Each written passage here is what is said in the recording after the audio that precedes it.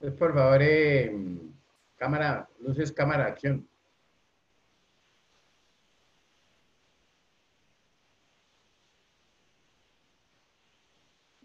¿Cómo le fue con esos bonos? Profe, permíteme, yo ya activo la cámara. Un momento, es que tengo fallas.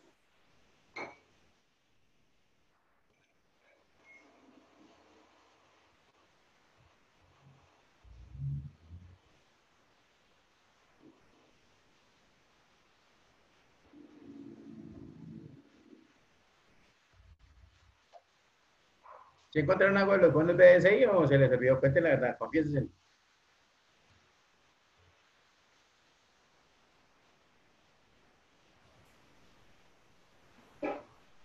¿Sí me escuchan? Sí, señor.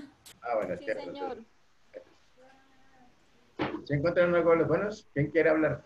Para no echar nadie a la... Pues dice que los bonos fueron creados, Sí, ¿sí? Bueno, según el decreto 1132 del 6 de julio, ok. que bueno, fueron creados para el desarrollo social y seguridad interna, Ujú, que se definió como forzosa, lo que el profesor nos decía ayer. correcto. Bueno, señalándose que los contribuyentes obligados a ella deberían efectuar la inversión entre el 10 y el 24 de agosto de este año. O sea, fíjese que por lo menos yo lo que quiero es que miremos todo, digamos, ahí tiene que estar tanto la ley sustancial como la ley procedimental, ¿listo? Entonces lo que está leyendo nos sirve para que por favor siga leyendo ahí, qué pena con tu cogerte ahí de primera, pero tocó. ¿Listo? Entonces la idea es que miremos también y que se van cumpliendo, pues digamos, con las etapas de hecho. Ya nos dijo una fecha, ¿cierto? ¿Qué más? Sigue leyendo, tranquila, para no interrumpirte. Bueno, dice señalándose que los contribuyentes obligados, bueno, deberán infertar, bueno, en agosto, que aparte de las consideraciones relativas a la muy cuestionable constitucionalidad de esta evidente modalidad impositiva e independientemente de la decisión que hacia el futuro adopte la Corte Constitucional. Ok. En torno a la demanda que allí cursa contra la aludida inversión. Es lo cierto que para entonces y aún ahora la obligación jurídica estará consolidada y por tanto exigible. Dice que bueno, que también los bonos, esto en su redención a 6 años. Ok, fíjese que Valor ya le está diciendo cuál es la redención. ¿Qué más? Sigue. sí. El no generar intereses alguno. Es correcto. O sea, un préstamo gratis. Yo lo que Sí, quiero es que vayamos analizando todo eso, ¿cierto? Porque a la final, recuerde que, pues ya ahorita sigue hablando más bien para no interrumpirte porque es que se me emociona con la... dice que los contribuyentes obligados deberán evaluar la destinación o la aplicación financiera que en términos de alivio en los flujos de caja. Ujú. Y dentro de los estrictos cauces de la ley puede darse a los BDI, que no es otra diferente a nuestro juicio, a donar tales bonos. Ujú. Bueno, también dice que 2 tipos de valoraciones previas habrá de hacer el contribuyente suscriptor forzoso de los bonos. La primera, el tiempo u oportunidad de la donación. La segunda, el destinatario de la misma. Ujú. Dice que la primera, la valoración temporal, está determinada de un lado por razón del año gravable que, según la conveniencia, resulte más beneficioso y por otro, por la vigencia de la Ley 6 de 1992, que en cuanto al impuesto sobre la renta y en tanto se crean nuevas y más favorables opciones de conación, inicia su vigencia el 1 de enero de 1993. La segunda, que la valoración del beneficiario, en efecto, dependiendo del tipo, la naturaleza o el beneficiario individualizado en la ley, la donación puede conferir bien derecho a un descuento tributario o deducirlo de la renta. Ok. La tercera, donaciones en 1992, según su destinatario, otorgan derecho a descuento o a deducción. Así, descuento se reconoce cuando la donación se hace a la nación, los departamentos, los municipios, a los establecimientos públicos descentralizados o determinadas entidades sin fines de lucro o a los partidos o agrupaciones políticas. ¿Quién encontró otra cosa? Gracias. ¿Quién encontró algo más? Cuéntame, a ver. Por ejemplo, generalmente se habla de quiénes son los contribuyentes, ¿cierto? ¿Quiénes son los obligados? ¿Cierto? Porque cuando hablamos nosotros generalmente no son todos con ese tipo de bonos, sino que nos dan unos márgenes. ¿Quién encontró eso? ¿Y cuánto va a ser la emisión que tienen autorizado? ¿No? ¿Tienen encontrado o no? Le toca poner a buscar. Pero. ¿Qué encontró Fernanda? Cuéntame que la haga así como ansiosa de hablar. Es que no le escucho. ¿Qué encontraste de, bonos, de los bonos BBSI?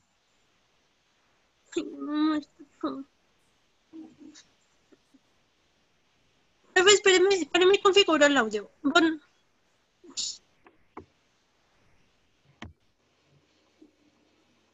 Y Ángela, ¿qué me dice? Mientras Fernanda busca.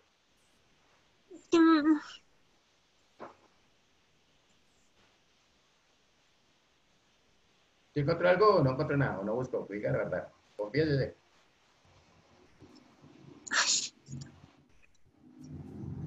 Profe, regáleme un momento, por favor. profe, ¿me puedo salir un momento y vuelvo a entrar? Porque no escucho nada, escucho entrecortado. Sí, tranquila, hágale, no hay problema.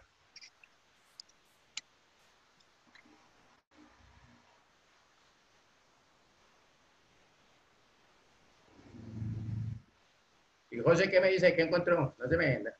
Así como dice, confiésese. Profe, qué pena, la verdad, ayer estuve todo ocupado que no La busqué verdad se todo. lo olvidó, ¿sí o Disculpe. no?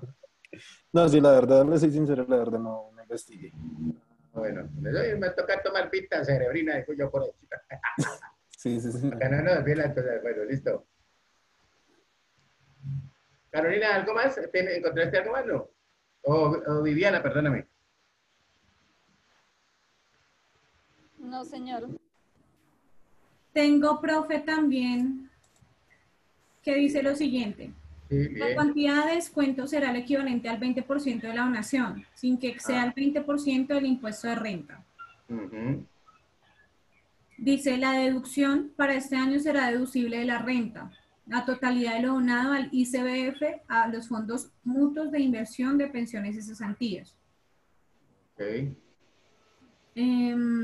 Dice que las donaciones hechas en 1993 y siguientes se observan a este respecto de las siguientes particularidades.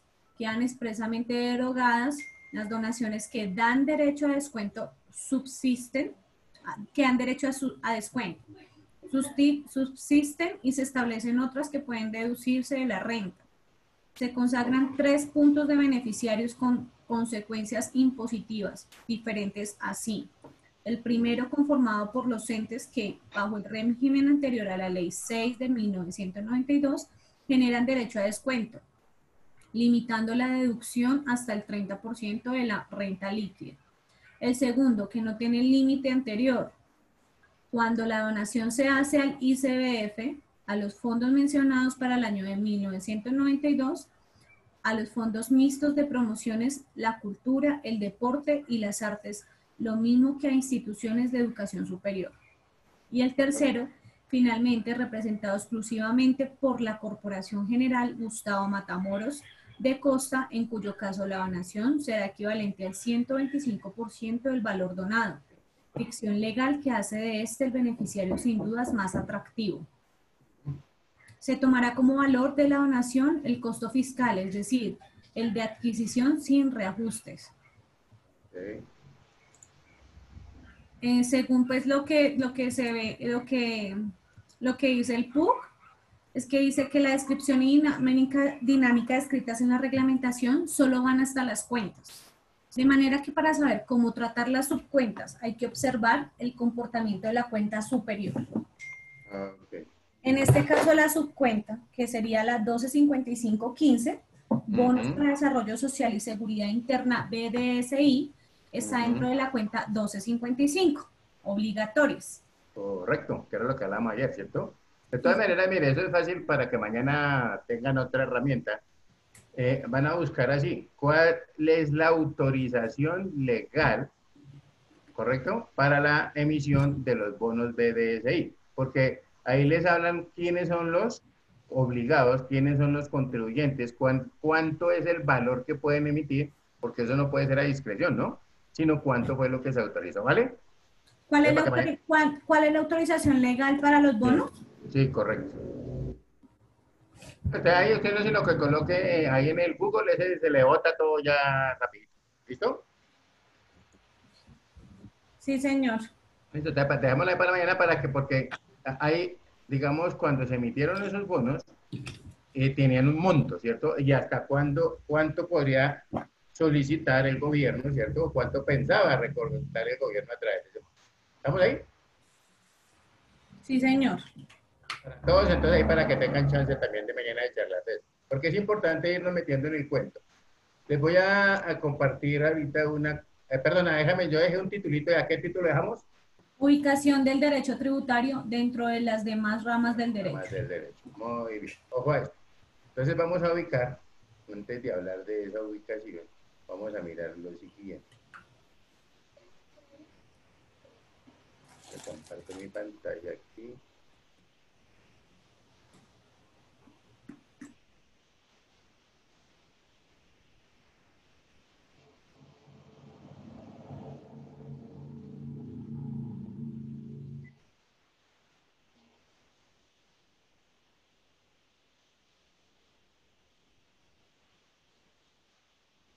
Muy bien. Recuerden que dijimos que uno de los digamos, de los ingresos, ¿cierto? Estábamos hablamos de los ingresos obligatorios y dentro de esos ingresos obligatorios recuerden que los impuestos, ¿correcto?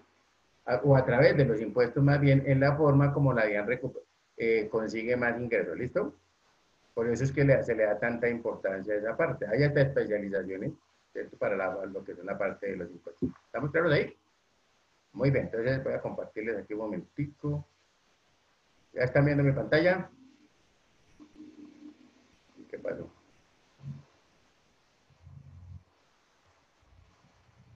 ¿Listo? Sí, señor. ¿Qué nos dice por acá? ¿Es cortico?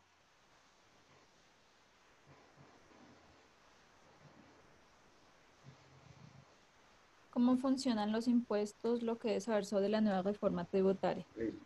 Nosotros vamos a tener que hablar de la ley 1607, correcto, que fue donde comenzó todo el despelote de esto. Ley 1607 de 2012, la ley 1739 de 2014, ¿sí? La 1819 de 2016, ¿listo? Y la 1943, correcto, perdón, 12, 14, 16, ¿sí? ¿Listo? Y la 1893, o sea, 1739, 1893, y ahorita pues la 2010, que es la que está bien. Ya recuerden que aquí se había hablado de una reforma estructural y estamos viendo que cada 2 años hay reformas. Entonces ahí toca seguir estudiando esta cuestión. De hecho, ahí lo suelto esto para que miremos en dónde nos estamos, o a dónde tenemos que llegar.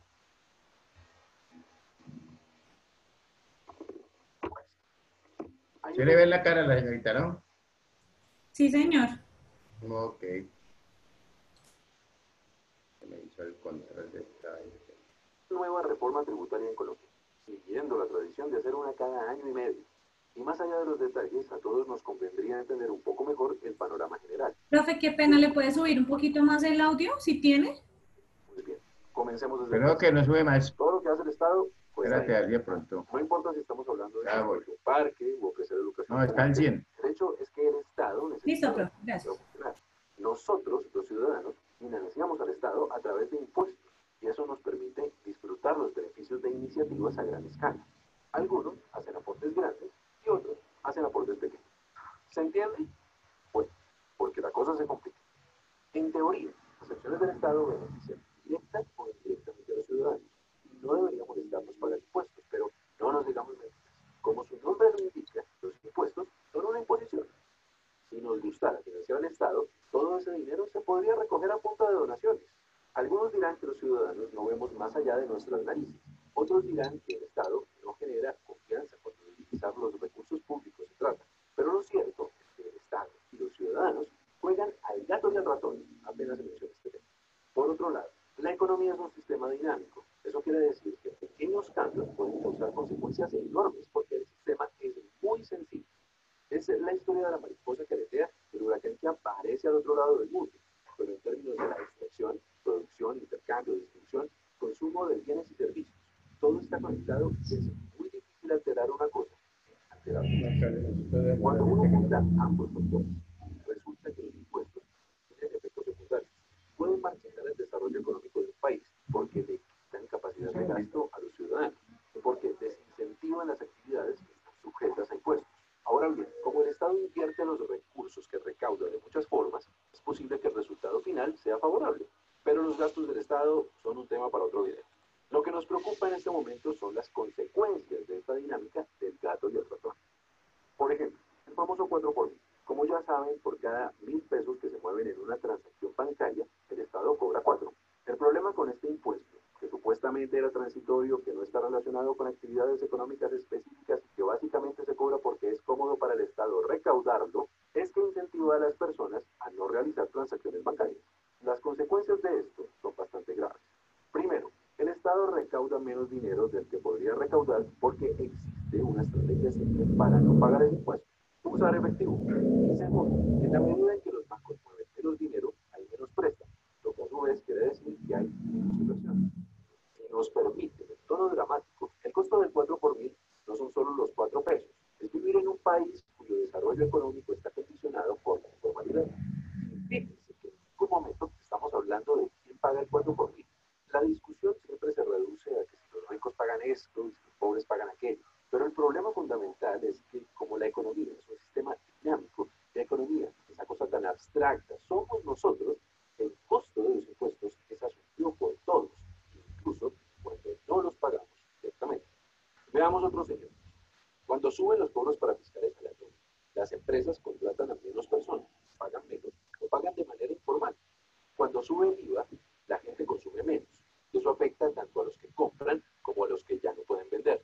El CRE, uno de los impuestos polémicos que se ha discutido recientemente, es un impuesto a las utilidades. Y si se cobra en exceso, la consecuencia es que las empresas prefieren dejar de invertir o irse del país.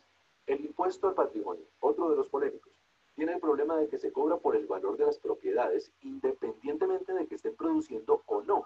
Si una fábrica no está produciendo, o peor, si está en números rojos, ese impuesto podría empujarla a la quiebra.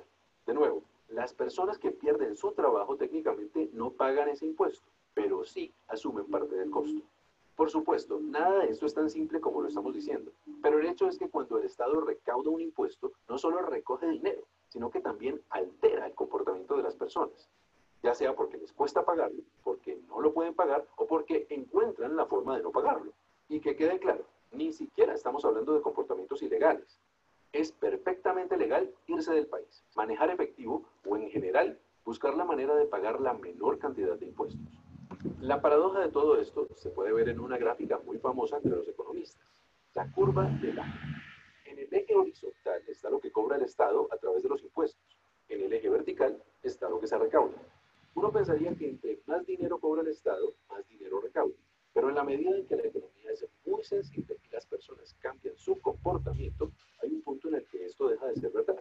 Cuando lo que se cobra excede cierto límite, que cambia dependiendo del contexto de cada país, la cantidad de dinero que se recoge es menor de lo que podría haberse recaudado si los impuestos fueran a su vez menores. Literalmente, hay casos en los que bajar los impuestos incrementa la cantidad de dinero que el Estado recauda. En el extremo de la curva está el mejor ejemplo. Si el Estado cobrara el 100% del ingreso de la gente en impuestos, pues no recaudaría ni un peso, porque algunos se irían del país, otros se morirían de hambre y los demás harían todo de manera informal. En otras palabras, el tema de los impuestos es muy delicado porque el tamaño del ponqué puede reducirse, la tajada que persigue el Estado es demasiado grande. Pero ahí no termina la historia. Falta recordar que todo esto tiene un contexto político.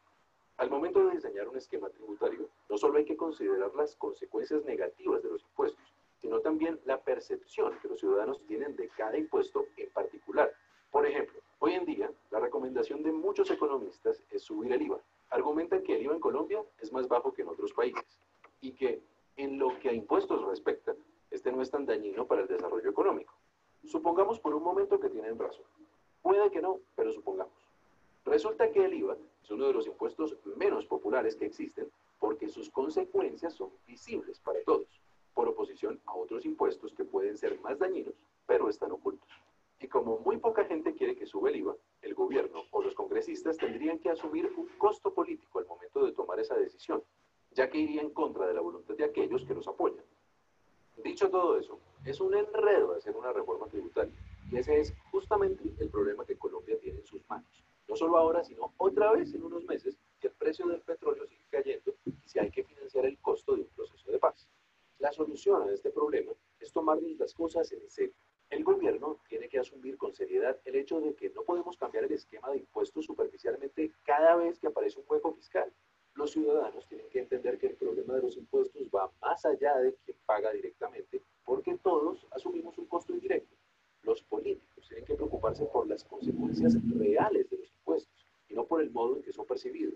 Y el Estado tiene que generar confianza en la manera como gasta sus recursos para reducir la evasión. ¿Cómo se logran estas cosas? No tenemos ni idea, pero todo comienza por entender el problema.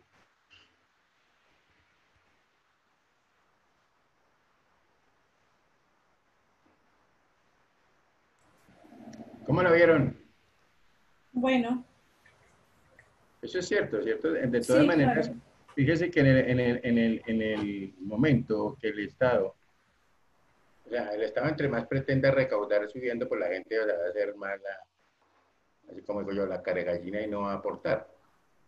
Recuerde que el incremento de esos 3 puntos del IVA fue para mucha gente como tal y todavía se está sintiendo el impacto. ¿Se acuerda que estábamos en el 16% de la tarifa general y la belleza esa nos la hizo pasar hasta el 19%? Sí. Entonces eso es dinero y de pronto uno se ponía a analizar digamos, con el aumento de ese momento y entonces casi todo se lo llevó el IVA, ¿no? Porque también vamos a observar que casi todos los productos están grabados. Muy bien, en el panorama general, vamos a mirar una guía también para tenerla, digamos, como un conocimiento más amplio de todo lo que implica los impuestos y hacia dónde vamos. Ese es del doctor Gildardo. Obviamente él va a hablar de retención, va a hablar de muchas cosas, pero me interesa es para que tengamos también como una idea general. Y ustedes ya han trabajado ya han hecho retenciones, ¿cierto? En la materia de contabilidad, ¿o no? Sí, profe, sí, señor. Entonces, la idea, Pues no así en gran escala realmente, es muy básico, pero sí, más o menos. pero sí, digamos, más o menos tiene idea. Mejor dicho, no quedan del todo perdidos, ¿correcto? Más o menos un caucho, no me Recuerde que cuando llegó la reforma, la ley 1607, ¿cierto? De 2012, esa reforma tributaria supuestamente iba a ser la reforma estructural y que ya no volvían a haber más reformas y eso es pura carreta. Todos los años que ustedes observan, se supone que el periodo presidencial es de ¿cuántos años? 4, creo. Y cada 2 están haciendo reformas tributarias, analicen y verá, ¿correcto? Incluso que esta última no pasó del todo, ¿cierto? La 1943, por eso tocó trabajarla a la 2010. Pero si uno está analizando, se supone que por lo menos debería tener una reforma tributaria para lo que fuera el periodo fiscal, digamos, el periodo presidencial. Y ahí sí llegue el otro día a la cabeza, pero estamos viendo que cada ratito le mete la mano. Y además, digamos, se asesoran de unas bellezas que quieren grabar hasta todo por como es ese carrasquillo, ¿no? Pero bueno, ahí más bien me quedo callado para no herir susceptibilidades por ahí. ¿Listo?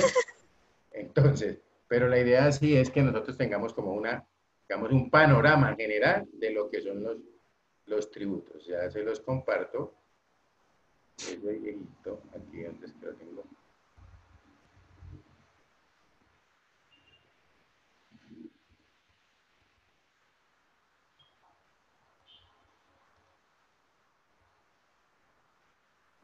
Profe, ¿cómo se llaman los Señora. libros que tenemos que leer para el trabajo?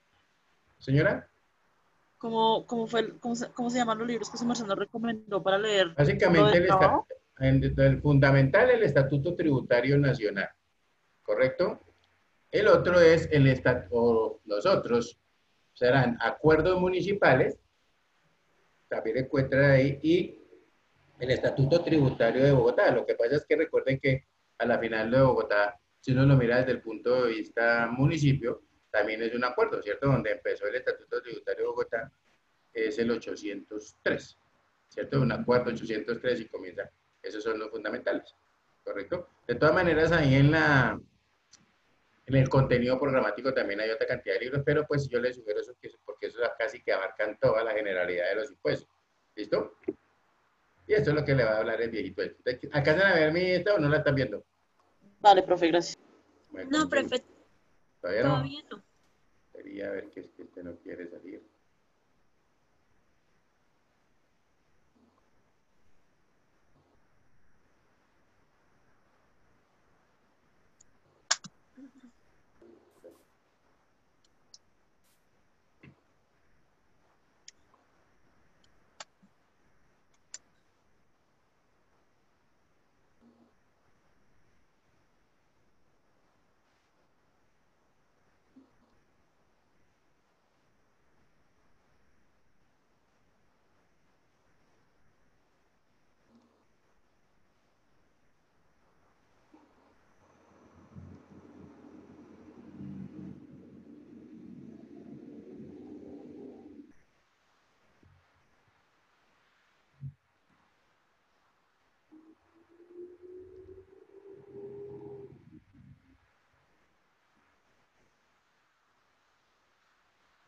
Ahora sí.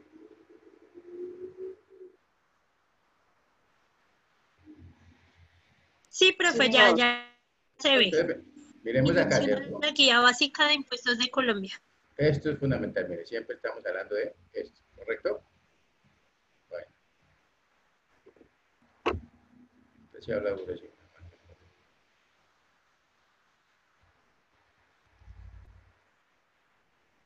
Buenas, mi nombre es Ricardo Giraldo, contador público con especialización en varias áreas, una maestría en educación ambiental, docente.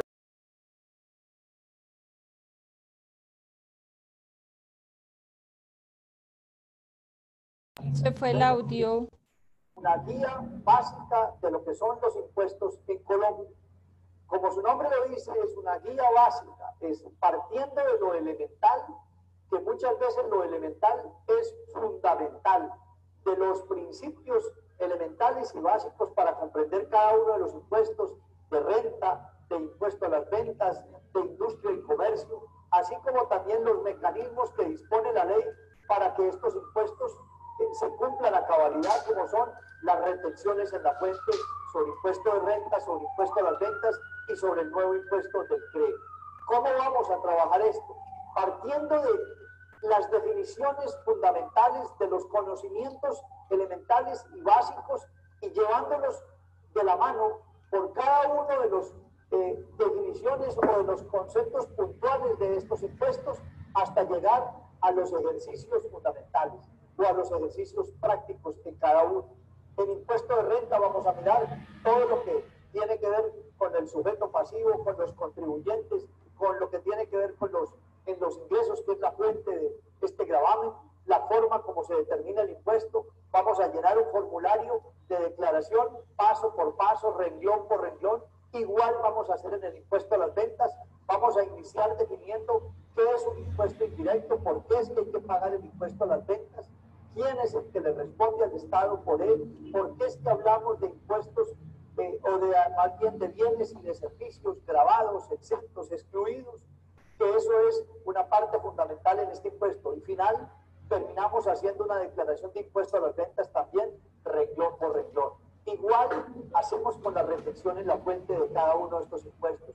Comenzamos definiendo por qué es que hay que practicar la reflexión en la fuente, por qué el gobierno lo estableció, qué persigue, a dónde llega, cómo se hace, cómo se practica allí en el terreno de los acontecimientos, directamente con los documentos, y finalizando con la elaboración de una declaración de retención. Igual con el impuesto de industria y comercio y próximamente con lo que tiene que ver con la auditoría de estos impuestos. Los espero y espero que disfruten este material. A continuación los dejo con lo que sería una pequeña muestra del material de guía básica de impuestos en Colombia. ustedes el tema de retención en la fuente. Vamos a ir en un recorrido que nos va a llevar desde unos principios fundamentales, básicos, hasta una serie de casos prácticos para aprender a manejar este tema. Quiero compartir con ustedes inicialmente el principio de docencia que siempre me ha acompañado durante toda mi carrera de docente, y es que no aspiro a traerle a usted una doctrina, sino que básicamente aspiro a que con estos principios elementales dejarle a usted la inquietud para que siga investigando acerca de este tema, porque todos los días escribirá sobre él. Vamos a mirar cuáles son los temas que vamos a tratar durante todo este recorrido por lo que se llama la retención en la fuente.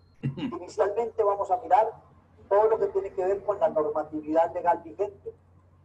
Allí miraremos las disposiciones generales que contiene el Estatuto Tributario en cuanto son las obligaciones, los conceptos sujetos a retención, los efectos que tiene la retención en la fuente, en lo que tiene que ver con las deducciones a la luz del impuesto de renta, así como también una serie de decretos reglamentarios que han sido expedidos por el Gobierno Nacional durante la vida o la vigencia de este mecanismo que se llama retención en la fuente, así como también una serie de conceptos que ha emitido la Dirección de Impuestos y Aduana Nacional. Luego pasaremos a un tema que son las generalidades de este tema de retención en la fuente. Inicialmente, pues miraremos en qué consiste muy básicamente la retención en la fuente. Luego nos iremos a mirar qué es lo que persigue el Estado, cuáles son los objetivos, hacia dónde apunta o qué busca, qué persigue él con el establecimiento de la retención en la fuente. Luego miraremos una serie de elementos que es necesario tener, una serie de aspectos que es necesario tener al momento de practicar retención en la fuente. Y luego nos iremos a mirar todo lo que tiene que ver con el procedimiento tributario aplicable a la retención en la fuente, porque como es sabido de todos, todo impuesto tiene su procedimiento tributario, o sea, su parte administrativa. Luego pasaremos al tema 3, que es los aspectos fundamentales en los cuales descansa la retención en la fuente, y es mirar cuándo sí, cuándo no soy agente de retención, cuándo a quien la persona que le voy a practicar la retención en la fuente es sujeto, pasivo o no, y un concepto supremamente interesante, que son los conceptos sujetos a retención, o sea, cuándo y cómo y por qué debo practicar retención en la fuente en un determinado momento. Luego vamos a mirar lo que tiene que ver con los sujetos pasivos del impuesto de renta. ¿Por qué? Porque es allí donde nace a quién yo le debo hacer retención y a su vez el ingreso que la persona está recibiendo. ¿Me explico? Casi que podríamos concluir que todo lo que está grabado con impuesto de renta tendría retención en la fuente. Por eso digo casi, porque no todos los conceptos estarían grabados con impuesto de renta y por lo tanto no sujetos a retención en la fuente. Es por eso que es importante que en este paso analicemos lo que tiene que ver con las personas naturales y con las personas jurídicas en cuanto como sujetos pasivos y la percepción del ingreso como tal. Vamos a ver en ese punto de las personas naturales lo trascendental y lo importante que es la residencia para efectos fiscales, el concepto que fue reformado, modificado ahora con la ley 1607 de 2002. Luego miraremos el tema de ingresos tributarios, o sea, ¿qué entiende la legislación tributaria como ingreso? No así como el tema contable o el concepto contable. Entonces, vemos de qué naturaleza es ese ingreso para que sea sujeto de retención desde el punto de vista fiscal. Así como también, como dijimos antes, los conceptos que con base en ese ingreso o en ese concepto de ingreso irían a ser sujeto y base para la retención en la fuente. Asimismo, vamos a acotarle ahí en qué casos aplicaríamos y en qué casos no aplicaríamos la retención en la fuente. Como dijimos antes, en los aspectos fundamentales, uno de ellos es el agente de retención en la fuente. Y entonces miraremos los agentes de retención en la fuente inicialmente del impuesto de renta. Luego miraremos los agentes de retención en el impuesto de rentas y en el impuesto del crédito. También como la retención en la fuente del industria y comercio. Aquí en este paso es importante mencionar como agente de retención una figura muy especial que tiene la ley es las personas naturales. concepto que siempre es pregunta obligada en estos seminarios y que siempre que a usted se le ocurra averiguar o se le olvide este concepto, deberá acudir siempre al artículo 368 raya 2 del Estatuto Tributario, que es el que le define cuándo una persona natural es agente de retención. O una sucesión ilíquida, que como sabemos, una sucesión ilíquida es aquella figura que nace cuando una persona que en vida es declarante del impuesto de renta fallece y hay unas personas que tienen que seguir declarando esa renta hasta que el juez decida cómo debe ser la partición de esa sucesión ilíquida. Seguidamente miraremos el concepto de la autorretención. La autorretención, como su nombre lo dice, es la retención que yo mismo me practico. De acuerdo con la legislación, hay diferentes tipos o clases de retención, de autorretención. Unos que son nombrados por el gobierno, otros que son nombrados por resolución, y los vamos a ver detenidamente. Así como también le adjuntaremos una serie de requisitos que pide la Administración de Impuestos, sea de obligatorio cumplimiento para poder ser nombrado por la Administración como autorretenedor. Luego miramos, tal y cual como existe en el impuesto de renta, el periodo fiscal. En el impuesto de renta, el periodo fiscal siempre conocemos que es de enero a diciembre 31, aunque se pueden presentar unos periodos menores, como si la sociedad no existía y nace en abril 18, entonces su periodo fiscal será de abril 18 a diciembre 31. Y al contrario, si ya existía y se liquidó en el año, por decir algo, en septiembre 26, entonces su periodo fiscal iría de enero 1 a septiembre 26. Igual sucede aquí con el periodo fiscal de la retención en la fuente. También vamos a ver desde qué, porque como la retención en la fuente es mensualizada, o sea, es por mes, entonces vamos a ver cuándo, entre el 1 y el 30, cuándo haría usted la retención, o entre qué día el 1 y el día antes del 30 tendría que practicar retención en la fuente. Eso obviamente tiene unas reglas generales y una definición por la ley cuándo se inicia o cuándo se considera iniciado o terminado una actividad durante el periodo. Luego vamos a una situación que se enfrenta todos los días en el cálculo de la retención en la fuente, como es lo que tiene que ver con el descuento de las retenciones por operaciones rescindidas, anuladas o resueltas. Esto es básicamente cuando hablamos de que se presentan devoluciones de las compras o de los servicios que yo he hecho. Entonces es necesario, y obviamente previamente he hecho o practicado la retención de la fuente y le he expedido a la persona el certificado. Entonces, estas devoluciones o estas operaciones de rescisión o de resolución o de anulación se pueden presentar tanto en el periodo fiscal como en el periodo fiscal siguiente. Entonces vamos a ver qué sucede, cuáles son los pasos que hay que agotar para anular esa retención en la fuente y anular o dejar sin efecto el certificado de retención en la fuente. Seguidamente miraremos el tema de lo que tiene que ver con las obligaciones que debe cumplir el agente retenedor. Hay unas obligaciones generales, pero dentro de esas obligaciones generales, como está la práctica de la retención, la declaración, el guardar la información, hay una obligación supremamente importante como es la de la consignación, la cual acarrea una serie de responsabilidades, entre ellas una situación penal por la no consignación de la retención. A su vez, otra muy importante para el Estado, que es la conservación de la información. Y allí en ese tema miraremos entonces, una pregunta obligada en esto es, ¿cuándo o hasta cuándo yo debo guardar la información que ha sido base para yo practicar la retención de la fuente? Y también la pregunta, ¿cuándo me queda a mí la declaración en firme? Seguidamente miraremos el tema número 11, que es la retención en la fuente sobre el impuesto a las ventas.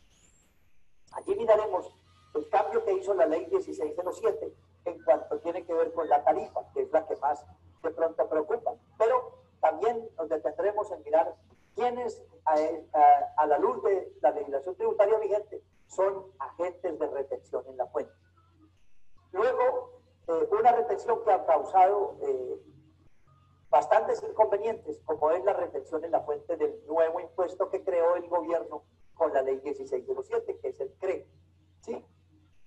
Que no es otra cosa que el impuesto para la equidad tributaria, se llama el CRE. Ese impuesto pues nació con una retención en la fuente. Vamos a mirar entonces también, a la luz del impuesto de renta, quién es sujeto pasivo, por lo tanto, quién es agente de retención, o sea, quiénes deben de practicar la retención y a quiénes serían los sujetos pasivos de esa retención. Esta retención en la fuente tiene una característica fundamental, y es que a diferencia del impuesto a las ventas que se calcula sobre el valor del IVA y la de retención en la fuente que se calcula dependiendo del concepto que yo pague, aquí la retención en la fuente del CRE no mira el concepto, sino el valor de lo que yo cancelo. Y sobre eso ha creado una serie de tarifas que oportunamente las vamos a ver. Finalmente, en este tema manejaremos lo que tiene que ver con la retención en la fuente sobre ingresos laborales.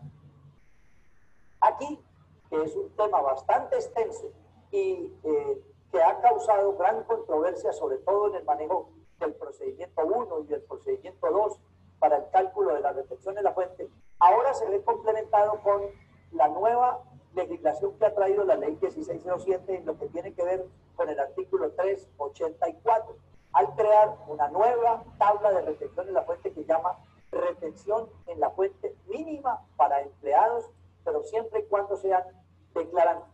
Así como también, pues miraremos ahí en este tema, en las consideraciones generales, los cambios que hizo la norma en lo que tiene que ver con las personas naturales, la nueva clasificación de esas personas naturales, que obviamente generó una clasificación y una distinción tanto en lo que tiene que ver con aquellas personas que están vinculadas laboralmente, con aquellas personas que nos prestan los servicios pero que no están vinculadas laboralmente. Luego, ya centrados en lo que tiene que ver con las personas que están vinculadas laboralmente, entonces miramos los procedimientos de cálculo de la retención, como son el procedimiento 1 y el procedimiento 2. Vamos a mirar allí también que aunque la ley no lo cambió, pero sigue vigente, la noción de pago directo y pago indirecto, que son a su vez excluidos de la retención en la fuente. Como todo, pues la retención en la fuente, yo busco es disminuir la base para que me hagan la menor retención posible.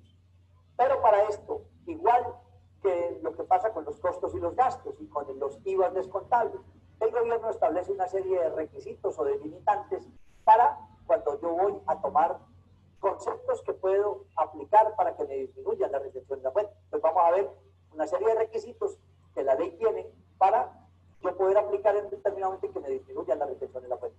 Luego vemos un concepto que no todos los días se ve en las compañías, ni en las empresas, ni en sus negocios, y es el concepto de las indemnizaciones. ¿Por qué? Porque yo no todos los días despido a los empleados, todos los días se me presenta esta situación.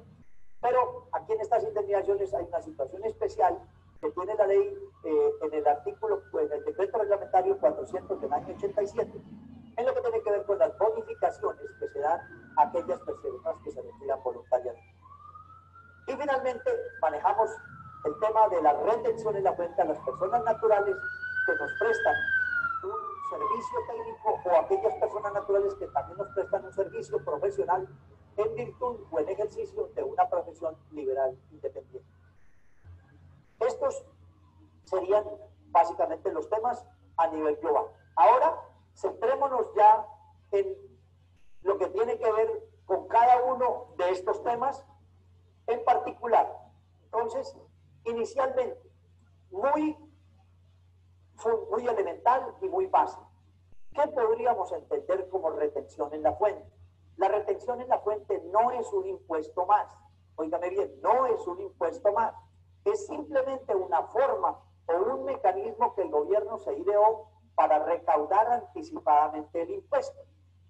Por eso existe retención en la fuente de renta, retención en la fuente del impuesto de las ventas o de IVA, retención en la fuente del CRE, retención en la fuente del impuesto de industria y comercio.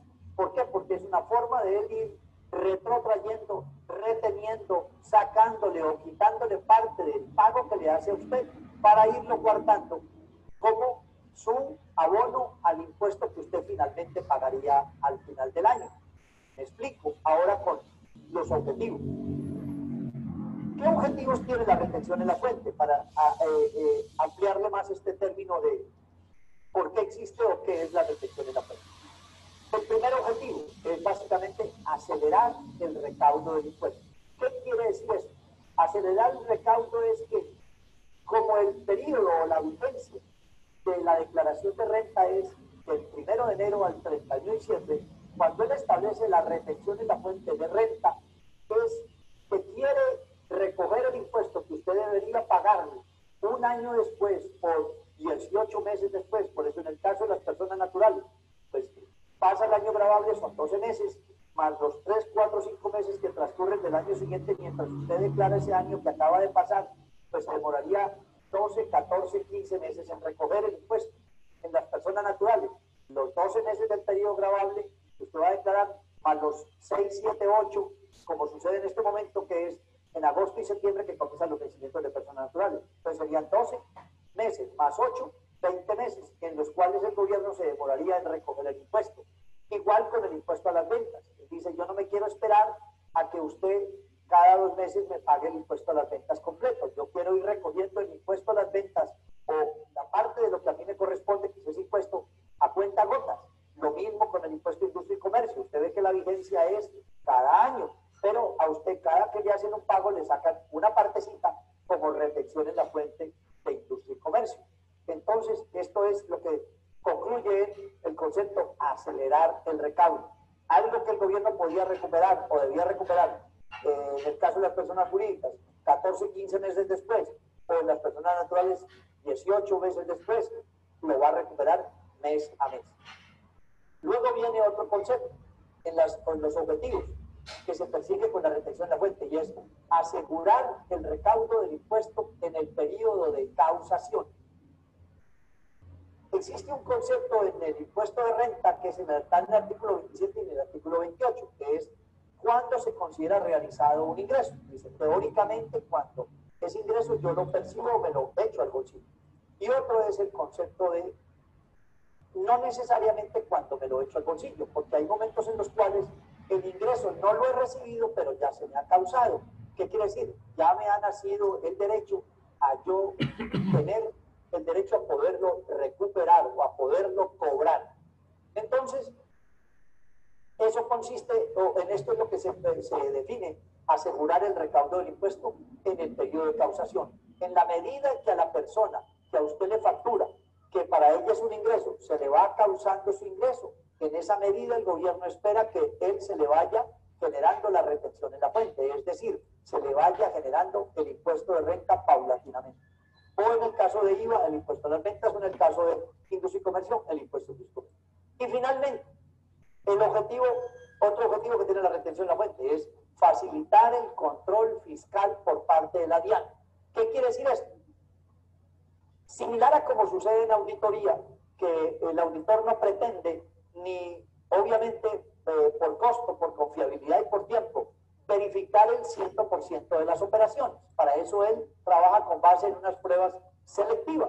Asimismo, la Administración de Impuestos trabaja con una serie de pruebas selectivas.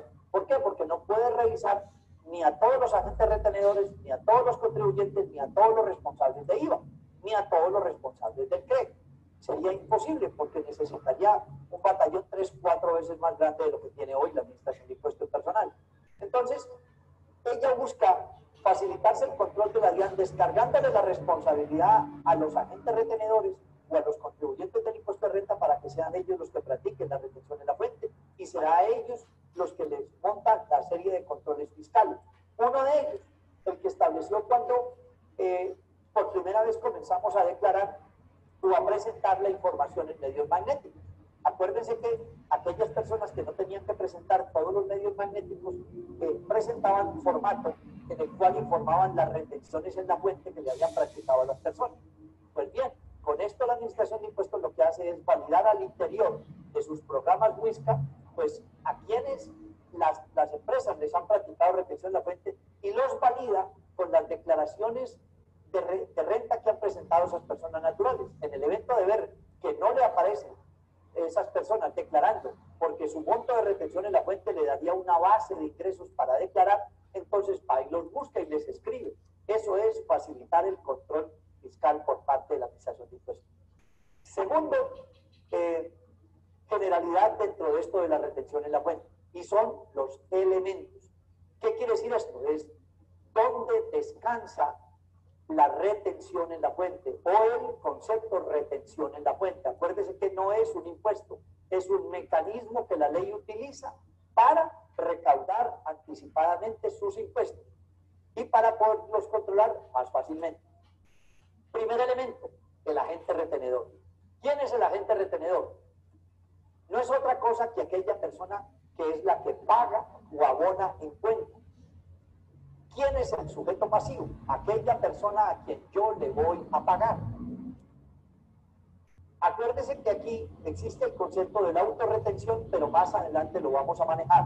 Por ahora, de forma muy básica, vamos a ver que siempre quien practica la retención de la fuente es el que paga o abona en cuenta, y ese se llama agente retenedor. Quien recibe el ingreso, o sea, quien yo le pago, ese es el sujeto pasivo, o sea, ese es a quien podríamos llamar el sujeto retenido, o sea, a quien yo le practico la retención en la fuente. Vendría otro elemento, que es el concepto sometido a retención. Pero aquí hay que hacer una diferencia cuando voy a decir concepto sometido a retención. Es cuando esté hablando de impuesto de renta, o sea, retención en la fuente de renta. O cuando esté hablando de impuesto a las ventas, o sea, retención en la fuente de IVA. O cuando esté hablando de ICA, impuesto de industria y comercio, o sea, retención en la fuente de ICA. O cuando estemos hablando de retención en la fuente del impuesto para la equidad, que se llama el CRE. Entonces hablaríamos de la retención en la fuente del CRE. ¿Por qué le digo esto? Porque es que cuando vamos a hablar de la retención en la fuente sobre el impuesto de renta, ahí lo que tenemos que mirar es si lo que yo le voy a pagar para la persona constituye o no un concepto grabado con impuesto de renta y por lo tanto un concepto que estaría sometido a retención en la fuente. Pero si voy a mirar en lo que tiene que ver con el IVA, y entonces le voy a pagar una factura o un documento equivalente que tiene IVA. Entonces lo que tengo que ir a mirar ya no es el concepto, sino el valor del impuesto que me está pagando, del impuesto que me está cobrando y el que yo le estoy cancelando, pero sobre el cual el gobierno me ha pedido que le haga una especie de retrotracción, o sea, una especie de retención, o sea, que le saque una parte de esto. Inicialmente acordémonos que era el 75, luego lo bajó el gobierno al 50 y hoy con la ley 1607 esa retención es del 15%. Luego viene la retención del ICA. Igual, allí no va a pasar lo mismo que en renta, que es el concepto, ni en IVA, que es el valor del impuesto. Allí en ICA lo que tengo que ir a mirar es qué actividad económica desarrolla la persona, sea natural o jurídica, a quien yo le voy a hacer el pago. ¿Qué quiere decir esto? Es que en industria y comercio lo que me graban es el ejercicio de una actividad o industrial o comercial o de servicios. Por lo tanto, siempre en las facturas que me presentan para pago, en la parte superior donde está la razón social, el NIT y la identificación de la persona que me está enviando la factura, debe existir el código y la actividad económica que él desarrolla a la luz de impuesto de industria y comercio, o una actividad industrial, o una actividad comercial, o una actividad de servicios, y allí mismo debe escribir el numerito o el código de la actividad que él desarrolla para yo saber qué retención en la fuente le aplico. Y finalmente viene la retención en la fuente del nuevo impuesto que creó la ley 1607. ¿Y es cuál? El famoso impuesto del CRE, que también le creó una retención, y se llama retención en la fuente del CRE.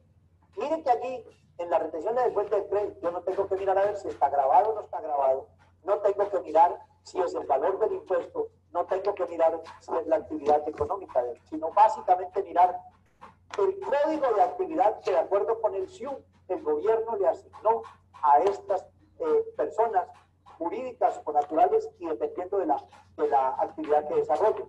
Recuerde que la retención de la fuente del CRE solamente es que hace a las personas jurídicas. Por lo tanto, tengo que ir a ver qué actividad económica desarrolla ella y con base en esa actividad que el gobierno me dio en ese decreto reglamentario 862 del 2003, allí voy a mirar qué actividad económica le corresponde. Entonces, ya hay una retención o del punto 30 o del punto de venta o del 1.5%. Bien. Finalmente, vienen dos conceptos que también son elementos fundamentales en la retención de la fuente. Son el monto o las bases y las tarifas. Los montos son aquellos valores sobre los cuales yo tendría que practicar retención de la fuente, o sea, las bases. Y finalmente, las tarifas. Las tarifas no es otra cosa que la alícuota que el gobierno me ha dicho cuánto le retenga, o el 1, o el 3.5, o el 7, o el 0.30, o el 0.60, o el 1.1 por mil, o el 15%, dependiendo de qué yo voy a pagar o qué me está relacionando en la factura para saber qué tipo de retenciones hay. Conclusión, cada que yo tenga una factura para pagar, me tendré que preguntar, ¿esto tiene retención en la fuente de impuesto de renta?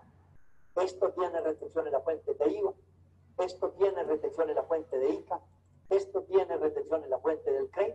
Y mire que todos cuatro, son conceptos diferentes. Entonces los debo manejar diferentes. Aquí vendría una recomendación que yo le haría y también que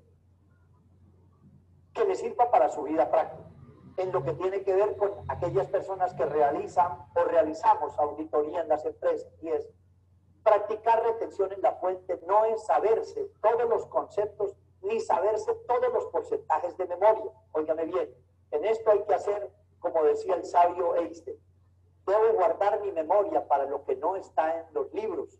Óigame bien, debo guardar mi memoria para lo que no está en los libros. Lo que está en los libros sencillamente lo busco. Abro y busco, sea en internet o en algún libro de impuesto de renta, cuáles son los montos y las bases y los porcentajes de la retención en la fuente. Aquí lo importante es que usted tenga claro sobre qué concepto va a retener, sobre qué valor va a pagar, qué es lo que constituye lo que usted va a pagar. ¿Está grabado? ¿No está grabado? ¿Es un concepto sujeto a retención o no?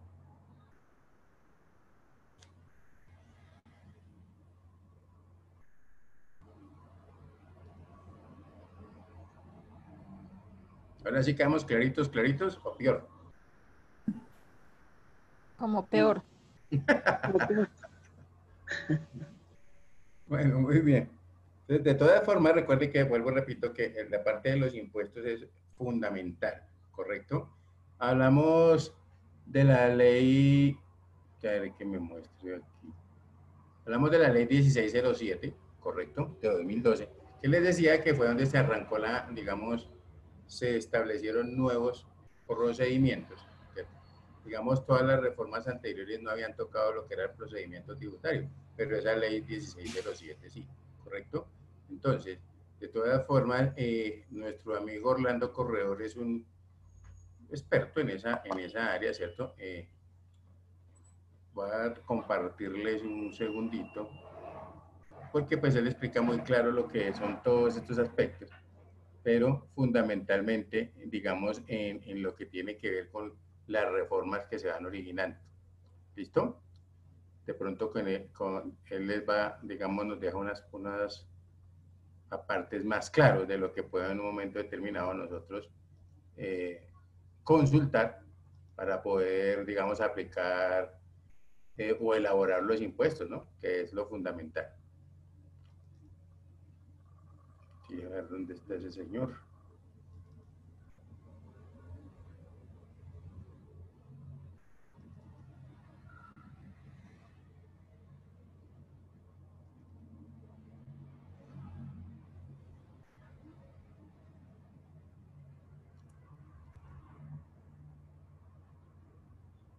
Protección Inversiones presenta su videoconferencia tributaria.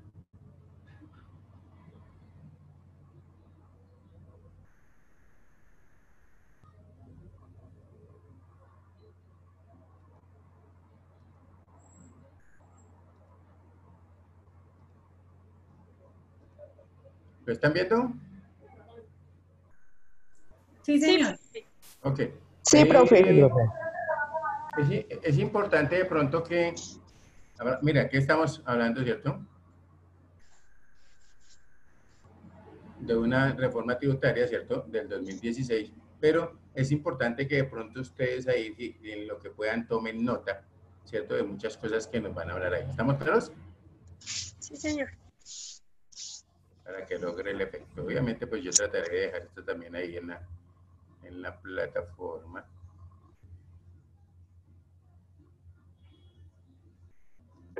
Con Orlando Corredor Alejo, una mirada experta al panorama colombiano que le ayudará a su planeación tributaria en el 2020. Sí, profe. Sí, profe.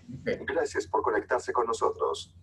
4 de la tarde, 1 minuto. Bienvenidos. Mi nombre es Mauricio Arroyave y en nombre de Protección quiero darles la más cordial bienvenida a este conversatorio vía streaming, en el cual siempre proponemos un tema para que entre todos entendamos y tengamos más herramientas para tomar una decisión importante en todo lo que se relaciona con la gestión y construcción de nuestro patrimonio.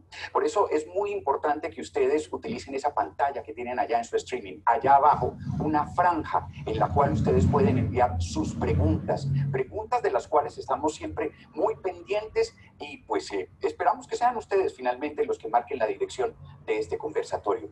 En un tema de la mayor importancia, es un tema también complejo, pero sobre todo digamos, ataca la médula misma de la obligación que tenemos los colombianos con el Estado, que es el tema de la actualización y la planeación tributaria. Como les decíamos, hace parte de todas esas herramientas que Protección quiere darles constantemente a los colombianos para la construcción y la gestión de su patrimonio. Nos pueden seguir también a través de Twitter y es muy fácil, es @protección. Hay dos maneras entonces, a través de esa franja en sus pantallas y a través de nuestro Twitter. ¿Quién es nuestro invitado de hoy? Aquí les tenemos la persona que nos va a resolver hoy los problemas y ya les comento el tema que les queremos plantear. El doctor Orlando Corredor Alejo es abogado de la Universidad Nacional de Colombia, contador público de la Universidad Javeriana, especialista en tributación de la Universidad de los Andes y doctor en Derecho Tributario de la Universidad Salamanca, España. Se ha desempeñado como asesor en asuntos de derecho tributario nacional y territorial en empresas de los sectores financiero y real como Protección.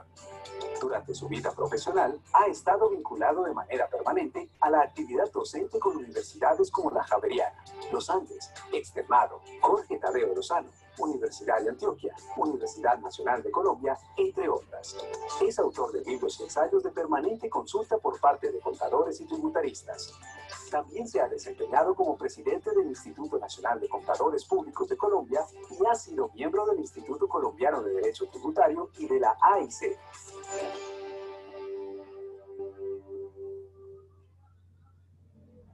Doctor Orlando Corredor Alejo, buenas tardes.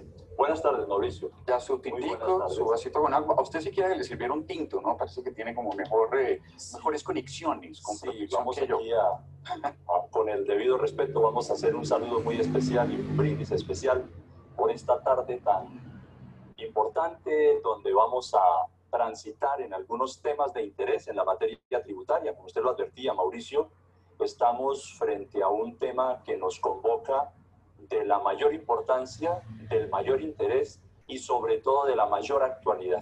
Sí, y doctor, yo creo que hay como dos temas básicos, digamos, dos áreas básicas en las que estamos esperando que ustedes nos hagan las preguntas. Lo primero es nuestro entorno tributario hoy, cómo nos afecta. Y lo segundo, ustedes saben que existe, el gobierno conformó una comisión tributaria para que elaborara una serie de recomendaciones al gobierno nacional para una posible reforma tributaria. Esa comisión tributaria propuso una serie de elementos que todavía el gobierno no ha tomado una decisión definitiva sobre ellos, pero elementos que son muy importantes, como por ejemplo simplificar la estructura de los impuestos para las personas naturales y jurídicas. También propone gravar las pensiones, propuso gravar dividendos, aumentar el IVA, incluso poner a pagar a las entidades sin ánimo de lucro. Ese nuevo panorama también es importante que lo analicemos. A ver, doctor, empecemos entonces. Yo le quiero plantear una pregunta muy simple, muy básica, para que empecemos como una discusión sobre este tema. ¿Cuáles son las obligaciones que tengo yo, persona natural, tributarias, en este momento? Claro, muy bien, Mauricio. A ver si leemos. Entre otras, para poder ubicar el tema, es bien importante lo que usted estaba referenciando hace un momento. Una cosa son las obligaciones actuales, otra cosa son las expectativas de potenciales obligaciones que vamos a tener en el futuro. Sí. Porque efectivamente el gobierno nacional ha designado una comisión de expertos que fue designada por virtud de la última reforma tributaria. En realidad nosotros tuvimos una reforma tributaria en el año 2014 que determinó la necesidad de hacer un estudio profundo a través de una comisión de expertos para que determinen cuáles serán los nuevos lineamientos tributarios hacia el futuro. Y efectivamente hay ya unas propuestas sobre la mesa. El día de ayer se conoció la expectativa de recaudo derivada de esas nuevas propuestas, pero como usted bien lo advierte, Mauricio, son apenas ideas preliminares. El proyecto de lo que será la reforma, que seguramente va a tener vigencia para el año 2017, solamente lo vendremos a conocer a mediados de año, calculo yo, y allí encontraremos efectivamente qué es lo que va a pasar. Van a existir unas modificaciones muy importantes hacia las personas naturales, ciertamente. Ya tendremos la oportunidad en un futuro de conversar alrededor de ese tema, porque hay cosas para las personas naturales que pueden venir a cubrir especialmente una franja que es toda la parte media de la población. Uno puede dividir la población en tres franjas: la franja alta, la media y la baja. Lo que se tiene a nivel de ingresos, pues. A nivel de ingresos, por supuesto. Sí, para efectos tributarios es importante el patrimonio y los ingresos. Esencialmente, la reforma pretende aumentar la cobertura hacia abajo, hacia arriba mantenerla porque está suficientemente cubierta, aunque con algunas áreas de mejora que probablemente vamos a analizar en nuestra conversación de hoy. Pero, entrado en el tema de lo que nos asiste como obligaciones actualmente a las personas naturales, es bien importante, Mauricio, volver a comprender que las personas naturales en realidad deben ser evaluadas en dos dimensiones. Las personas naturales como usted y yo, y las sucesiones ilíquidas que nunca puedo perder de vista y que corresponden a las personas fallecidas. Ellas van a tener... Técnicamente eso se llama sucesiones ilíquidas. Sucesiones ilíquidas técnicamente son los bienes, el patrimonio y las rentas que deja una persona cuando fallece. Si ha fallecido antes de diciembre del año 2015, como el impuesto de renta se cubre por todo el año fiscal, el 31 de diciembre esa persona natural ya no existe, falleció, pero sigue presentando declaraciones, sigue cumpliendo obligaciones tributarias, y esas obligaciones tributarias las cubre con el mismo NIP, con el mismo nombre, pero con el rótulo de sucesión ilíquida. Vale la pena inclusive, Mauricio, volver a insistirle a las personas que gentilmente nos están siguiendo, que cuando una persona fallece, con el dolor del alma, los herederos tienen que presentarse ante la autoridad tributaria para hacer una actualización del RUT, el Registro Único Tributario, y marcar precisamente el rótulo de sucesión ilíquida. La persona se sigue identificando, sigue cumpliendo las obligaciones. Y digo esta doble dimensión, personas naturales y las sucesiones ilíquidas, porque en términos obligacionales hay dos universos para los dos tipos de sujetos que coinciden, entre otras cosas. Hablamos por un lado de obligaciones de tipo sustancial para determinar la obligación de pagar. A cada uno le corresponde pagar el impuesto. Eso que pagamos, que se determina siguiendo una metodología especial dentro de la ley, eso se denomina obligación sustancial. La obligación sustancial, entre otras cosas, que pesa sobre las personas naturales, sean naturales o sucesiones ilíquidas, también viene de distintas fuentes por diversos orígenes. Hoy quizá vamos a reflexionar sobre el impuesto de renta, pero también hay otras fuentes a través de las cuales uno cancela los impuestos. Cuando uno compra su vestido, sus zapatos, cuando compra determinados bienes, el televisor, el computador a través del cual nos están viendo, uno tiene que pagar impuestos sobre las ventas. Está el IVA. Uno de los temas que la reforma tributaria seguramente va a tocar, pero uno paga impuesto por esa vía. Y hay otra multiplicidad de impuestos que en este caso no vienen al caso. Pero lo que estamos queriendo decir para ponernos en contexto, Mauricio, es que nos cubren obligaciones de tipo sustancial y de tipo formal, que son las segundas. Las de tipo sustancial van hacia el pago del impuesto, declaración de renta, pagar el impuesto, la retención en la fuente. Y dentro de las obligaciones formales, que es el segundo grupo de obligaciones, también muy importantes, debemos destacar algunas de especial interés. Si me ayudan con la lámina que tenemos previsto para ir haciendo camino, quisiera que por favor, si tuviéramos en cuenta... ¿Todavía le dice lámina? Ok, bueno, ¿cómo se pudiera llamar? Lo que está previsto desde el punto de vista de la ley de comercio electrónico. Sí. Tenemos una ley del año 99, Mauricio, que determina que estas imágenes que nosotros estamos viendo, que bien pueden llamarse láminas virtuales o electrónicas corresponden a verdaderos documentos y tienen validez de documentos como una hoja de papel. La aclaración vale por el apunte de que esto es una lámina virtual o simplemente electrónica. Pero la lámina nos está mostrando que hay unas obligaciones actuales efectivamente en el universo de lo formal. Sí. Quiero reflexionar particularmente sobre la primera, porque las otras las vamos a ir viendo en la medida que avancemos en nuestra charla, Mauricio. Confío en que lo podamos hacer así. Pero hay una primera obligación que tiene que ver con los medios magnéticos. La información tributaria que todo el mundo tiene que presentarle a la autoridad tributaria.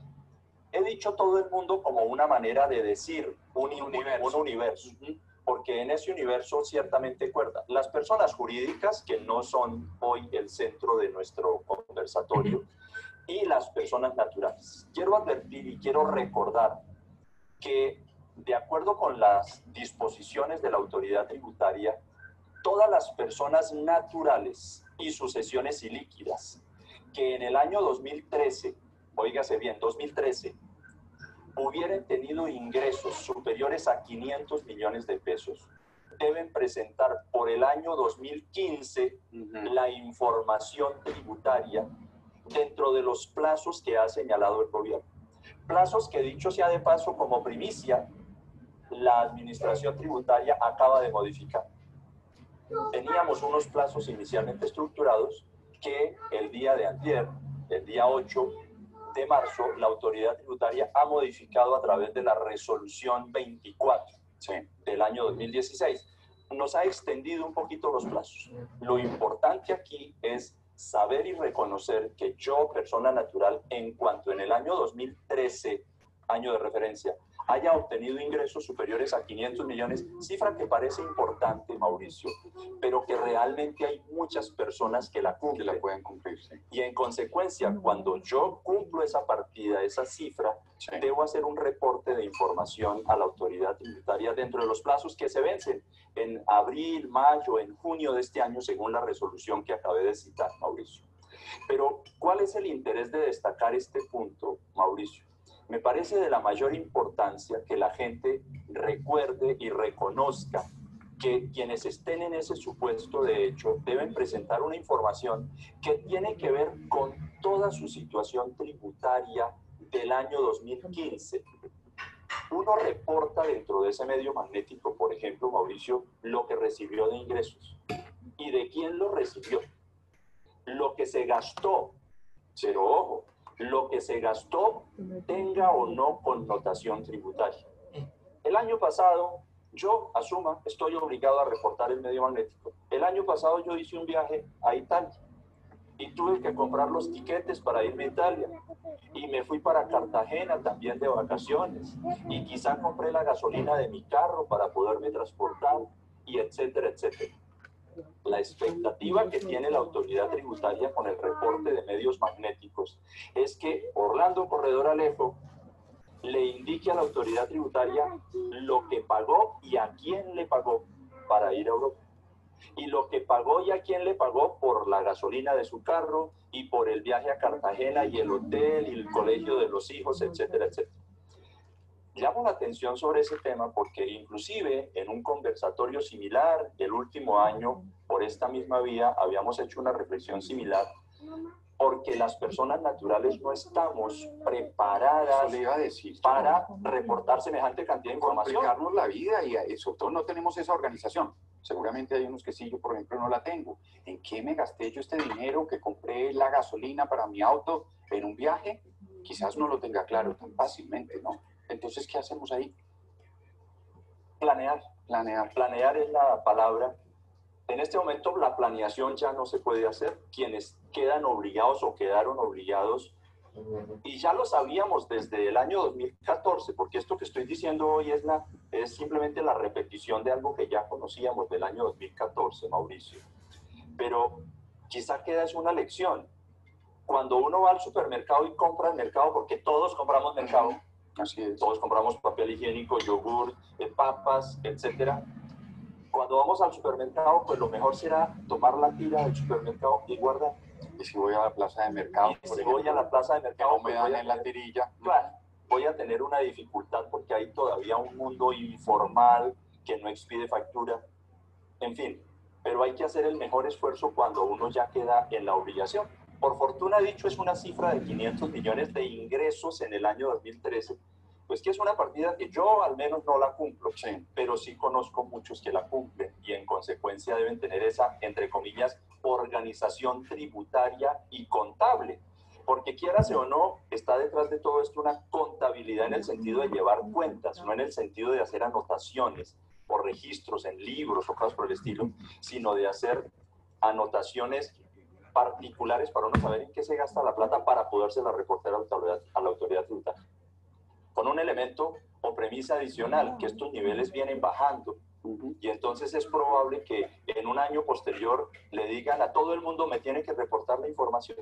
Pero venga, repítame algo porque seguramente hay muchas personas que nos están viendo en el streaming. Entre otras cosas, le cuento que hay personas conectadas en Brasil, en los Estados Unidos, por ejemplo, en Colombia, varias ciudades en Colombia, Ipiales, Río Negro, por ejemplo, le nombro algunas que dicen, ah, caramba, yo no hice eso. Entonces ahora, ¿qué hago? Claro, pues es decir, estoy en un problema. ¿Qué hago? Es importante, y voy a ir avanzando en algo adicional, ya que hablamos de Estados Unidos, de Brasil, de otros países, porque a pesar de que ahorita vamos a retomar el tema de las personas naturales propiamente tal, ya en la parte sustantiva, esta obligación que estamos desarrollando, Mauricio, de medios magnéticos, tiene que ser cumplida por todas las personas naturales que hayan presentado declaración de renta en el año 2013 y que hayan reportado en esa declaración de renta unos ingresos superiores a 500 millones de pesos. Si la persona que nos está viendo, que está en Estados Unidos, presentó declaración de renta en Colombia en el año 2013 y los ingresos reportados exceden de 500 millones en ese año, tiene la obligación de reportarle a la autoridad tributaria la información de sus movimientos del año 2015. Esa presentación es virtual, se hace por medio electrónico, hay que formalizar la firma digital y hacer el cumplimiento de algunas características formales que cada uno tendrá la oportunidad de indagar y de verificar. Pero es bien importante entender lo que acabo de decir. El que está en Brasil, en Holanda, en Estados Unidos, sea colombiano o sea extranjero, en cuanto haya presentado esa declaración de renta del 2013, tiene esa obligación cuando cumpla los requisitos que hemos señalado.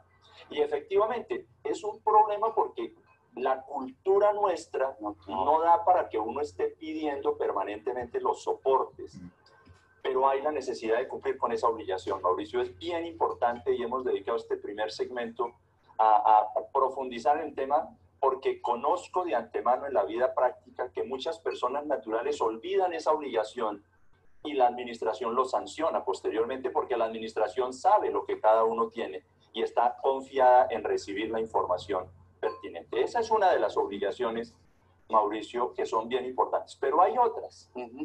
Hay otras obligaciones de tipo formal, como estábamos viendo en la lámina, y es que pues también hay la obligación de presentar la declaración tributaria, la declaración del impuesto a la riqueza, por ejemplo, que tenemos que hacer algunas reflexiones y quisiera que lo abordáramos en forma posterior, y otras obligaciones como la de expedir factura, como la de actualizar el RUT, que de hecho le he comentado hace un momento. Yo debo actualizar mi RUT no solamente porque me muero, o me lo actualizan porque me muero. Si cambio de régimen, si cambio de dirección, supongo que también. Correcto. Es que, mire, una actividad económica.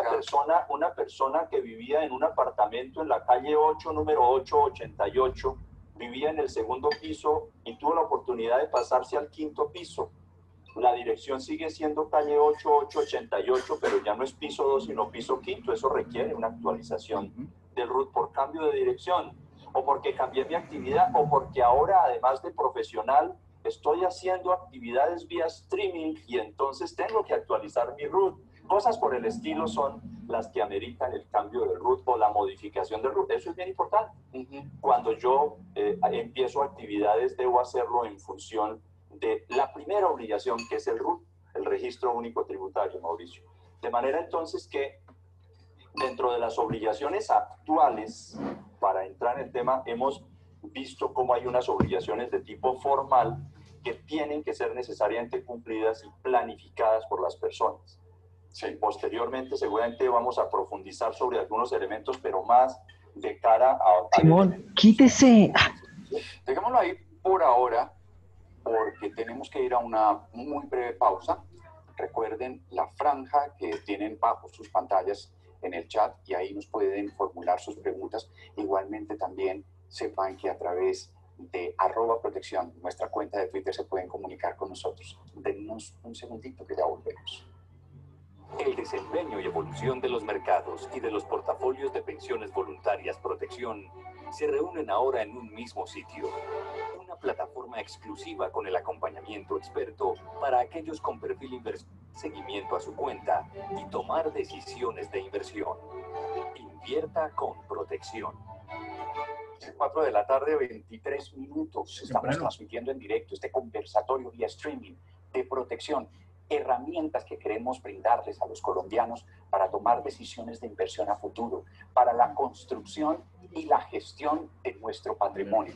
Hoy estamos hablando de un tema importantísimo, trascendental, necesario para todos los colombianos y tiene que ver con la planeación y la actualización tributaria. Estamos con el doctor Orlando Corredor Alejo hablando de este tema. Y yo creo que sería un buen momento para que nos centremos en las personas naturales. Y le voy a hacer una pregunta. Si yo vivo en el exterior, por ejemplo, ¿tengo obligación de tributar en Colombia? Muy bien. Para poder caer en ese tema, Mauricio, metodológicamente hablando, es importante, si me ayudan con la lámina, reconocer que hay distintas clasificaciones de las personas naturales. Ahí está. Hay unas personas naturales de acuerdo con la nacionalidad, podemos hablar de los nacionales, que somos nosotros, y de los extranjeros. Pero más importante que la nacionalidad es pertinente tener en cuenta el concepto de residencia, porque existen personas, sean ellas naturales o extranjeras, que residen en Colombia. Y residir no es vivir en Colombia. Residir es permanecer en el país durante al menos 183 días durante un año consecutivo.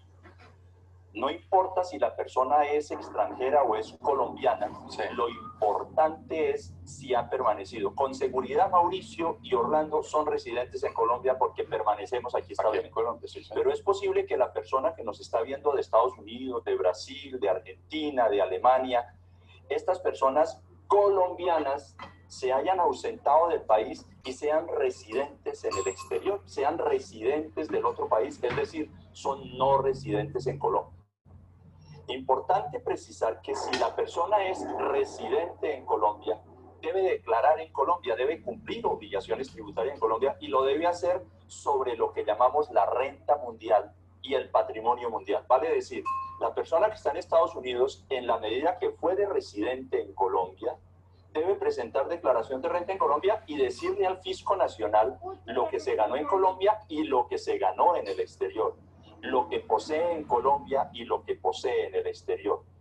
Lo mismo va a suceder con el extranjero que nos puede estar viendo, que es residente en Colombia, pueda que esté residiendo en Colombia en este momento y tenga que cumplir sus obligaciones por el solo hecho de cumplir 6 meses o 183 días de permanencia en el país, se hace residente y eso lo convierte en una persona que debe cumplir obligaciones al país sobre la renta mundial. Ojo con eso, los extranjeros que llevan más de 6 meses en el país deben integrar a su declaración de renta lo que tienen en el exterior y lo que poseen en el exterior.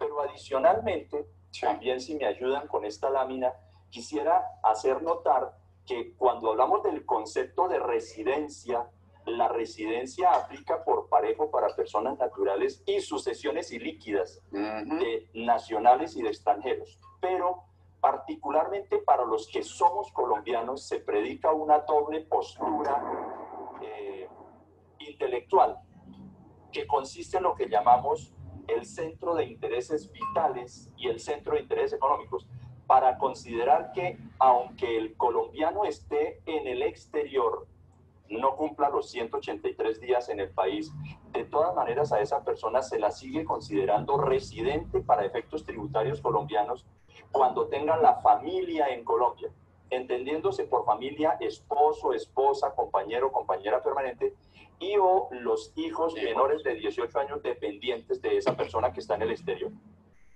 Pero también se considera residente la persona cuando tiene el centro de intereses económicos en el país, entendiendo por centro de intereses económicos el poseer más del 50% de los ingresos en el país. Eso sí que es de importante, Mauricio. Yo quisiera, y este es un mensaje especialmente para los colombianos que están en el exterior, cuando el colombiano que está en el exterior, aunque esté en el exterior, posee más del 50% de su patrimonio aquí en Colombia, o tiene más del 50% de sus ingresos aquí en Colombia, ese colombiano sigue siendo residente en Colombia y tiene que presentar declaración de renta por el patrimonio mundial y por la renta mundial. Bueno, eso en relación con el concepto de residencia que me parece fundamental, Mauricio, explicar. Hay varias preguntas que tenemos. Muchísimas gracias. Rubén Rendón, Alejandro Huacaneme, Fernando, Mónica Sanabria, Pablo, Vanessa Osorio. Preguntas que más, solo selecciono algunas que quiero como empezar a transmitirle. Hay varias que quedaron preocupados con ese tema de la responsabilidad de llevar el récord de gastos. Y por ejemplo, Alejandro Huacaneme nos pregunta, y aunque usted ya habló de esto, pero sería bueno como hacerlo rápidamente para una claridad. Una persona con unos ingresos promedios de 70 millones anuales tiene esa responsabilidad de llevar el récord de sus gastos. Como para evitar solucionar estas preguntas, porque hay gente que la tiene. Por supuesto, todo está en función del nivel de ingresos. En este caso hemos dicho, y es un hecho ya cumplido, cuando usted en el año 2013 tuvo 500 millones de pesos de ingresos, debió enterarse oportunamente que le asistiría la obligación futura de reportar para pedir todas estas informaciones o para tener todas estas pruebas. En el nivel de ingresos que señala la persona, claramente no hay la obligación de tener esos soportes para efectos del reporte de información en medios magnéticos, pero sí se debe tener en cambio el soporte para efectos de la declaración de renta, porque hay algunos gastos dentro de la declaración de renta que son admitidos. Por ejemplo, yo pago salud prepagada o salud obligatoria. Para que a mí me valgan ese gasto, debo tener el recibo, y ese recibo lo debe tener cualquier persona que tenga unos ingresos superiores a alrededor de 30 millones de pesos al año, de tal manera que ahí hay una mayor cobertura. Pero de cara a la obligación que hablábamos al comienzo, sí, Mauricio, esta persona no está obligada. Sería importante como recomendación que las personas se acostumbraran a hacer su archivo, estén o no estén obligados, porque cualquier cosa puede suceder en el futuro. O sea, las abuelas que llevaban la cuenta en el cuaderno tenían razón. Yo creo que tenían razón, sí, señor. Mi mamá tenía razón, lleva nota los 500 pesos que se gastó en el huevo. Por supuesto, mi abuelita Mercedes tenía razón. Tenía razón. Mire, Pablo, a ver, yo le pregunto, Mónica Sanabria, en personas de estrato medio, ¿cómo les afecta el entorno tributario en la actualidad? Bueno, realmente les impacta de manera importante, aunque realmente lo podríamos pensar en dimensión de lo que es la tributación de las personas naturales, en el sentido de que una persona del estrato medio, pues tiene que cumplir obligaciones que se miden tributariamente de acuerdo con la propia capacidad. Vale decir, hoy las personas naturales tienen diversas clasificaciones. Si me ayudan con esta lámina, quizá puedo ayudar a orientar el tema.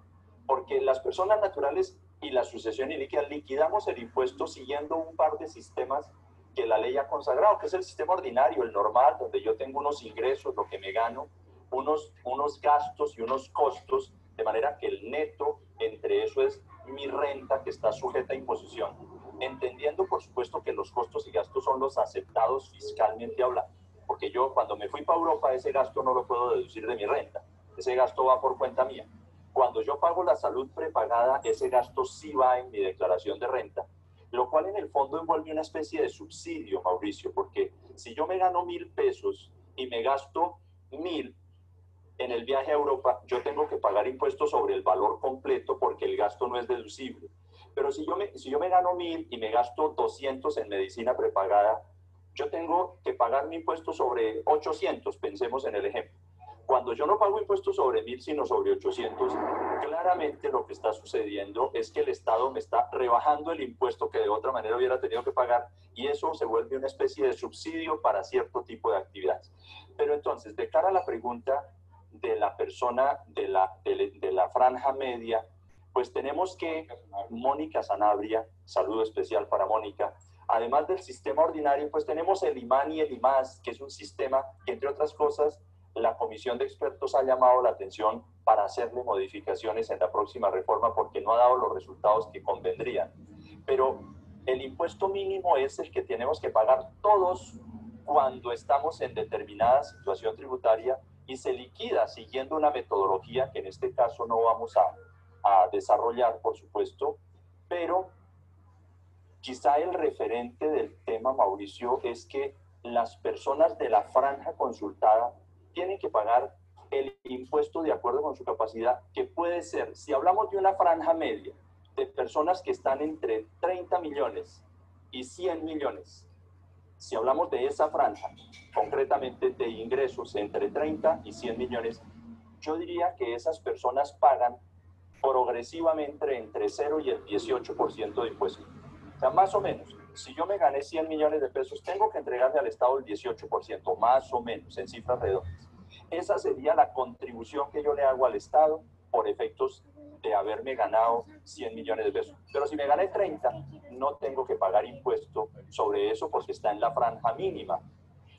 En Colombia reconocemos además, Mauricio, una franja de empleados, una franja de trabajadores por cuenta propia y las demás personas naturales que tienen la misma incidencia respecto de la liquidación y del cumplimiento de las obligaciones. Eso es esencial. Faltan 15 minutos. Gracias. Usted va a ir al concierto de los Rolling Stones. Bueno, aquí nos quedan 30. Si el aguacero y lo que está sonando detrás de nosotros nos va a dejar, por supuesto que lo vamos a hacer. Es que... No, ya, espérate un momentico, que estoy hablando con mis sociales.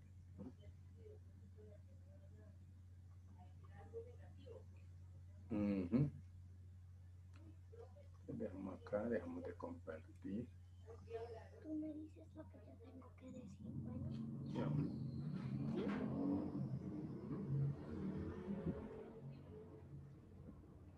Muy bien, ¿cómo vamos viendo ahí la situación? ¿Listo? Recuerden que esta información es para todos, ¿no? Que es muy importante tener en cuenta que en un momento determinado de pronto yo no sabía ni siquiera que tenía que presentar declaración o que se entiende por un residente. Todo ese tipo de cosas es importante saberlo nosotros. Nosotros no sabemos a qué empresa vamos a llegar, ¿no? Por favor, me prenden ¿dónde está mi Carolina? Para que por favor tomemos notica y de lo que falta el 30, estamos en el minuto 30, ¿vale? ¿Estamos en el qué, profe? 30 minutos nos faltan. 30 minutos nos faltan. ¿Cómo la van viendo hasta ahí? Cuénteme por qué no me han opinado. Pues la verdad está interesante y este video se escucha un poquito más, ojo con la residencia, digamos, el volumen, ¿no? Esta niña sí me va a matar. ¿Listo? Entonces recuerden que, vuelvo repito, nosotros en un momento determinado podemos estar asesorando una compañía o alguna persona o nuestro padre o nuestros hermanos o nosotros mismos. En un momento determinado podemos estar saliendo del país, ¿cierto? Y pues tenemos que tener muchas cosas claras, ¿listo? ¿Estamos ahí claros? Profe, yo tengo una duda. ¿El impuesto a la riqueza no existe? Entonces, si Dios quiere, hablamos mañana. Listo, seguimos y Dios me lo bendiga y buena suerte en la otra clase, ¿no? Para que puedan. Ella está ahí, chao. Chao. Chao. Chao. Buenas noches. Chao, profe. Chao. Pero, profe. Mañana seguimos. Entonces mañana seguimos con esto y verá, podemos nos organizar. Buenas noches, ¿no? Que le vayan en la otra materia. Chao. Gracias. Gracias.